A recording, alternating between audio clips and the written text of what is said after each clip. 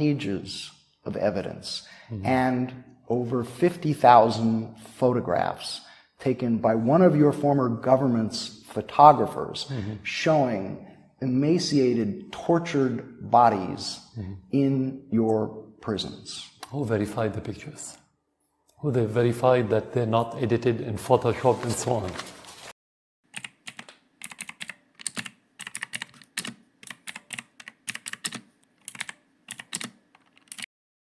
Сегодня мы расскажем вам о человеке, чья смелость потрясла мир.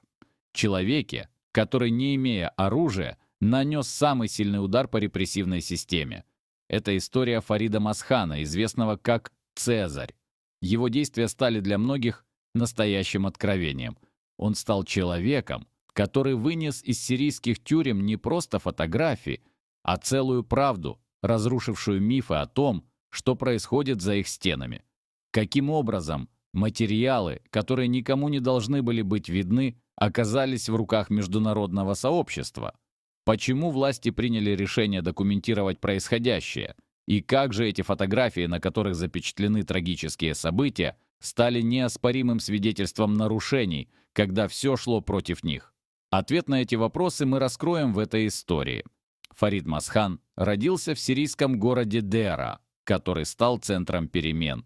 Город, где народ начал открыто высказывать свое мнение и тем самым стал символом борьбы за свободу. Фарид начал свою службу в военной полиции в Дамаске. Его работа была сложной, он был ответственным за документирование тел заключенных.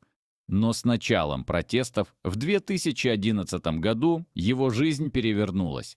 Каждый день Фарид сталкивался с тяжелыми картинами. Он видел, как людей задерживали прямо на улицах, уводили с митингов, арестовывали за малейшее подозрение в нелояльности. Эти люди без суда и следствия оказывались в местах заключения, где они подвергались сильному давлению, как физическому, так и психологическому. Он фиксировал тела людей, которые не пережили этих условий. А затем официально сообщали, что они ушли из жизни по естественным причинам. И каждый раз Фарид видел, как мир просто молчал, не замечая этих трагедий. Все изменилось в 2014 году. Фарид принял решение, которое могло стоить ему жизни. Он решил, что больше не может молчать. Не может просто быть свидетелем происходящего.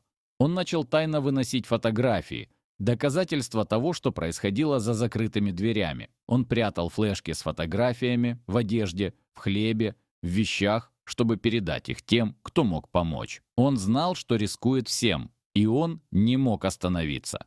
Почему эти материалы фиксировались, если власти пытались их скрыть? Ответ кроется в том, что руководство не доверяло даже своим подчиненным. Все началось с инцидента, когда один арабский лидер, попросивший освободить заключенных, удивился, узнав, что многих из них уже не было в живых. Тогда было принято решение фиксировать каждый случай, чтобы убедиться, что приказы исполняются. Это стало нормой в сирийских тюрьмах на десятилетия. И вот Фарид стал свидетелем того, что происходило за этими дверями. Он был не солдатом, не боевиком. Он был обычным человеком, обычным полицейским, который оказался в самом центре серьезного конфликта. Но его оружием стала правда. Фарид стал носителем того, что власти пытались скрыть любой ценой. Его фотографии стали невероятным свидетельством, которое потрясло мир. И вот, до недавнего времени, Фарид скрывал свою личность, опасаясь за свою жизнь. Он знал, что, если его лицо станет известно, это может привести к опасности. Он жил в тени, как тень правды, которую он нес в мир. Но только несколько дней назад на канале Аль-Джазира он показал свое лицо в прямом эфире. Это был невероятный шаг для человека, который столько лет жил под угрозой. Это был акт мужества, который также открыл новую страницу в его истории. В 2020 году США приняли закон, названный в честь Фарида Масхана – закон Цезаря.